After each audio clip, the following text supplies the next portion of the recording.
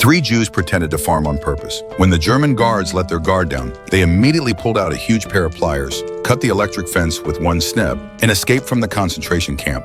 But they hadn't taken 2 steps before they stepped on a landmine and their bodies were blown apart. The Germans immediately opened fire and dragged the other 2 Jews back to the concentration camp. The Jews had nooses put around their necks, and then a soldier kicked over the stool, hanging them in public as a warning to the other Jews. This was the fate of those who tried to escape. But even so, the Jews still didn't give up on escaping. One day, 2 Jews used the chance to go out for water. They suddenly turned around and knocked out a German guard with a bucket, then kicked his throat, grabbed the rifle off the ground, and fled into the depths of the forest. The other Jews working outside saw this and seized the opportunity to run in different directions, trying to climb over the barbed wire to escape.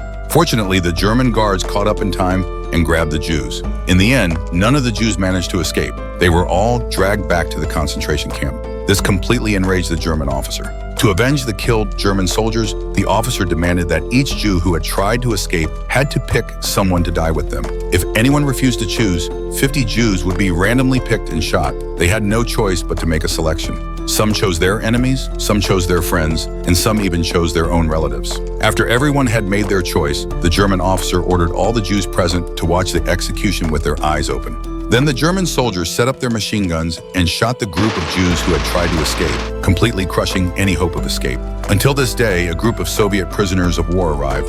They were shouting loud slogans and marching in neat rows, giving the Jews new hope of escape. That night, the Jews immediately found the Soviet POW captain and asked him to lead them in a prison break. The captain, who was also unwilling to remain a prisoner, this time he came up with a bold idea.